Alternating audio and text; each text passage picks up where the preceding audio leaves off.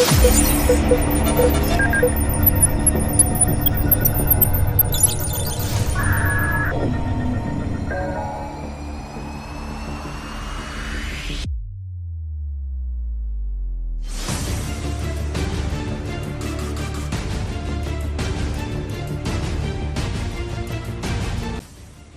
and welcome to the program Facts with me, Enoch Ijo.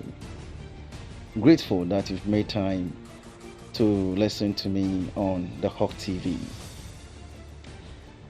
This is Facts, and this is where we discuss issues trending.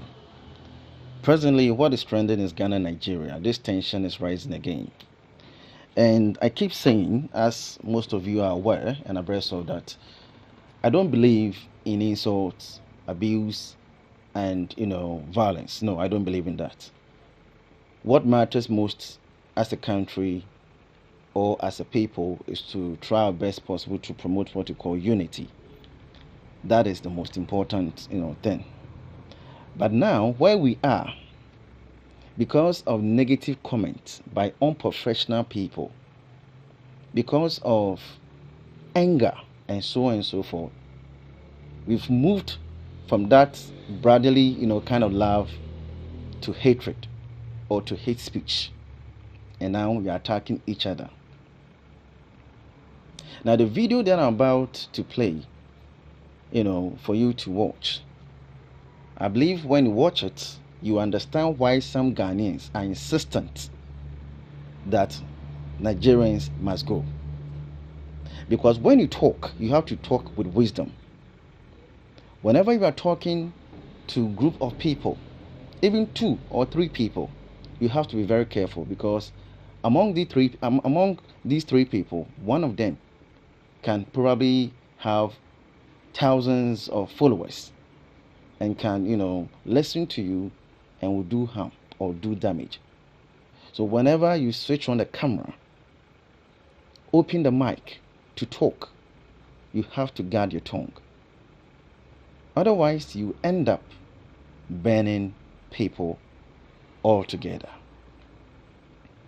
It's not in the interest of any Ghanaian to see that a Nigerian will be attacked or something like that. I keep saying that not all Nigerians are here by choice, or not all Nigerians are here because they are seeking for greener pastures. No. Some are here because of the kind of work that they do. They've been transferred. Others because of marriage, others because of diplomatic meetings and other, stuff. And we have those who are also here because they want to work to make money. But when statements like this, at this particular point in time, when statements like this come from people like this is what you should expect. Now I'm going to let you listen to whatever thing that he said.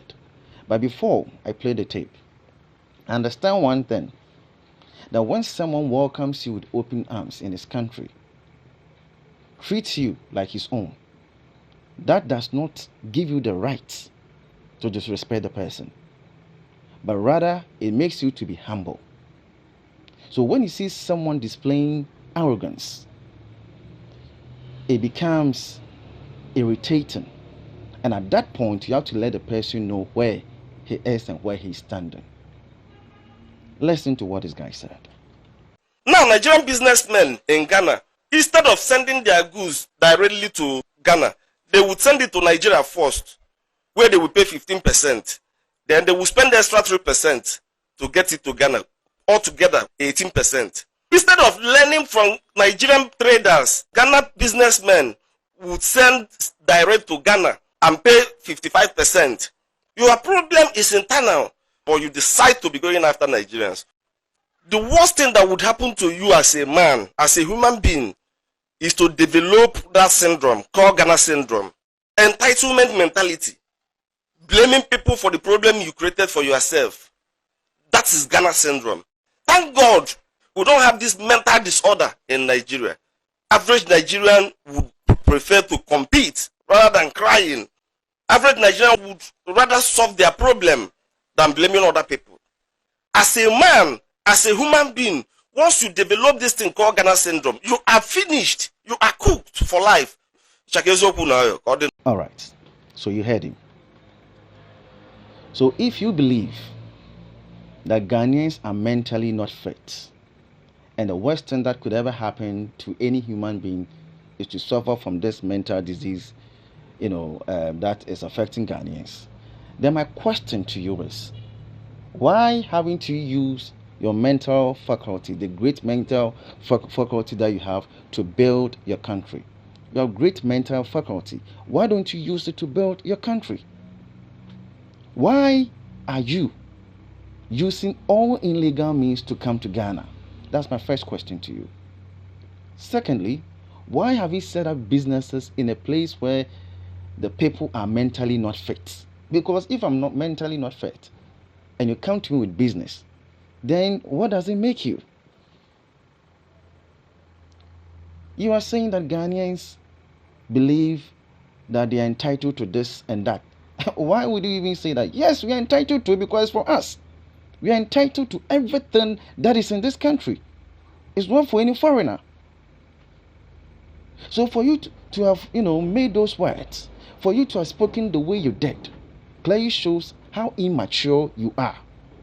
Because if this country, as you claim, we are suffering from this mental disorder, why are you in our country?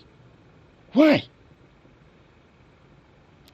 People are using illegal means to come to Ghana. How many Ghanaians have you heard that they are using all illegal means to go to Nigeria? In any case, this very video, I played it the last time. I'm going to repeat it again. When a Nigerian man of God said that some couples or a couple came to him and they said they were so happy. Why? Because they've gotten visas to Ghana, or they've gotten a visa to Ghana. You watch this video. Look at Nigerians giving Thanksgiving because they got a visa to Ghana. A family came to do Thanksgiving that are traveling to Ghana. Is it not shameful? I didn't say that. I didn't say that. This is a video by a Nigerian. So I'm asking you again, how come a country full of wisdom, a country with great mental order, how come your people are happy getting, a visa or visas to our country? Can you answer that? I'm not going to go into the economics. This is the part one. We'll go into that next week. Then we will educate you and let you know that when you get the opportunity to speak, be careful and guard your tongue. Because at this very time that tensions are so high, you have to be very careful. One word, it will escalate to something different. This is the point. Now, a country with what you call mental order, where everything is perfect as you claimed. Let's look at some of the things you've introduced into the world, that when you mention it around the world, everyone can associate Nigerians with it. Have you heard of the word Ashawo? Ashawo is a Yoruba word. Who introduced it in our world? Who introduced the word Ashawo in our world? When you mention the word Ashawo, the country that you claim, you are more sensible than us. This is the first word that when you mention, anyone will associate with Nigerian, some Nigerian women. Is it healthy? I personally did a documentary, like I said the last time, on prostitution, where I spoke to some of these, Nigerian, ladies. It's on Force 2 TV. Prostitution in the streets of Accra. I assisted some of them. Ashawo. Another word that Nigerians are known for, 419. Am I the one who introduced those numbers? To the extent that you even have a song. 419 is not whatever. That if anyone is dealing with a Nigerian or dealing with someone the first question is, are you a Nigerian? Oh, then I'm sorry. This is the brand that you have to work on so that you give a positive image to your country. I'm giving you facts. Give me Ghanaian words that are seen to be negative around the world. Ashawo 419. Now I know what people are waiting for. Fraud. Okay? Fraud. What is the Nigerian term? Yahoo Yahoo. Sakawa. Yahoo Yahoo. Sakawa. What is termed in English fraud? And also ritual killings. You see, fraud plus ritual killings. Yahoo Yahoo and then Sakawa. Although Sakawa is a word that originated in Ghana as an Awasa term that combines internet-based fraud with traditional occult rituals. Now, this term is used to describe Nigerians. Sakawa. You understand that? And we don't have a Awasa tribe in Ghana, we have a Awasa tribe in Nigeria. This is the word that you people have created. This is the kind of perception that people have. Because when the Ghanaians looked at the kind of things that you were doing, and you started using such words, they decided to use it as a brand for you. Sakawa. Let's look at Yahoo Yahoo. Now, of all the many countries in the world, yes, we have horror movies, but which country is more into making and producing ritualistic movies, occult movies, or cult movies?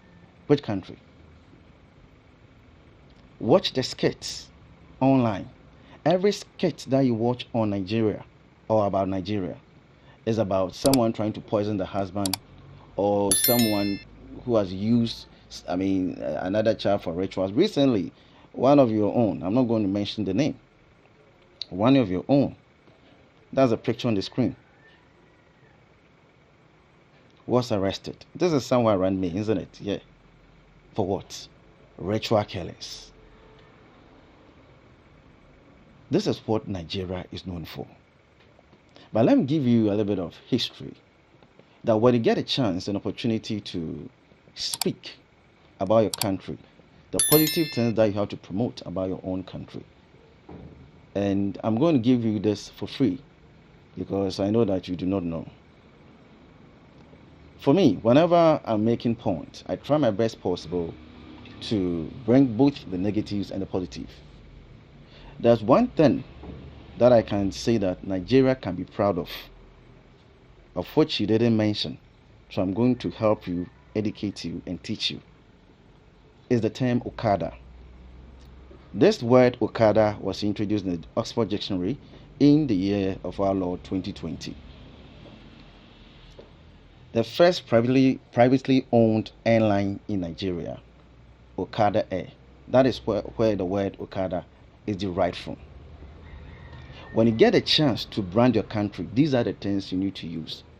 I'm giving it, for you for free. You can Google.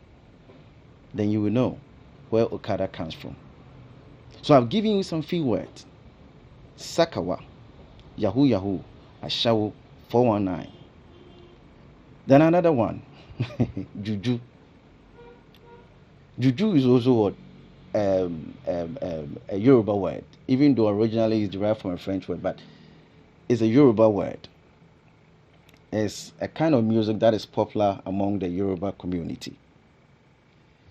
And Juju means, aside the many other definitions, the dark meaning of Juju has to do with dark magic. You know, be Juju be that. So any day, anytime you mention Nigeria, these are the things that run through the minds of people. This is what you're supposed to be concerned about. So, Mr. Man, your name sounds more like a language or a tongue that I do not know, so I'm not going to mention your name. But whoever you are, at your age, with that camera and mic in front of you, I'm surprised you were not able to come up with these facts. But rather you decided to speak like you had some atomic bombs in your brain. Sorry if you feel insulted, but the way you spoke shows how unintelligent you are. Ghanaians, we are very disciplined. When you come to our country, we'll welcome you with love. You would never hear that someone has committed murder or this or that and the person is a Ghanaian. And one thing that many a time I'm concerned about is when ritual killing or when something happens in an area, a crime is committed in an area. When officers or investigators come around, the first question is, do you have Nigerians living around? Oh, okay. Then at that point, they conclude that obviously that person is going to be a Nigerian. Are you not scared? And for all you know, that crime might not have been committed by a Nigerian. Then they will ask, what kind of work do these Nigerians do? Oh, they're always in the house. Oh, then they are fraud. For all you know, they might even be working from their rooms or something like that. Because in this global age, how many people go to office or work all the time? Some people work from their various houses and homes and so on and so forth. Okay, but the conclusion would be that they are 419 guys. They are ritualists. By the time they realize that they are innocent, the criminals will long be gone. Why is it that any time the name Nigeria is mentioned in any other country, the next thing that comes into people's mind, fraud, 419, fraud, 419, fraud, 419. These are the things that you are known for. So when I look at you, I laugh. Like I said the last time, it would be very wrong for us to say that all Nigerians, must leave. No. As I said, there are people who are here not by choice, but because of the kind of work that they do. Those on diplomatic mission, those on gospel mission, those because of marriage, because of this and that. So we have beautiful Nigerian citizens here doing beautiful stuff. And you are talking about, or people talk about, banks. Who are the customers of these banks? When people say that, oh, Nigeria is the backbone of Ghana's economy. Are you serious? Why do you need to go to Somalia to set up those banks? Or some other countries? Why Ghana? The money that you make, the customers that you have, are they Nigerians or Ghanaians? When you make the money, do you keep it here? You send it there. We rather are your backbone. Your people are here. Check a lot of TikTok videos of Nigerians praising Ghana for how precious our CD is. And you are here talking about what? You being smart. You are smart when it comes to 419, fraud activities. At the beginning, I didn't want this thing to be Ghana-Nigeria thing. I wanted us to solve it as mature people. Because it can escalate to other things. We have Ghanaians living there. Ghanaians who are equally married, married to Nigerians. So one will have to be very careful not to say things that will, escalate situations. But you got the opportunity to make things right, to brand your country, and this, excuse me to say, the stupid thing that, this is the stupid thing that you said. Excuse me to say. I hardly use such words. I'm well cultured. But do you know what Ghana is known for around the world? Our hospitality. Because when you come home, we say Akwaba. That is one word that is known around the world. But now we're going to say Ubake. Akwaba. Go to other places, you will see people. I've been to some countries where I've seen Akwaba. I say, yeah, Akwaba. How about Nigeria? How many times do you see people writing Nigerian languages as a sort of something in other countries? But I do not believe in this kind of comparisons. No. I believe that there are many beautiful ways that we can all brand ourselves. But now you've gotten people angry and people are asking you to leave. But like I said, those interested in coming, the good ones, I say akwaba. Thanks very much for watching and listening. My name is Inoke Joe. We'll continue on this soon. Bye-bye.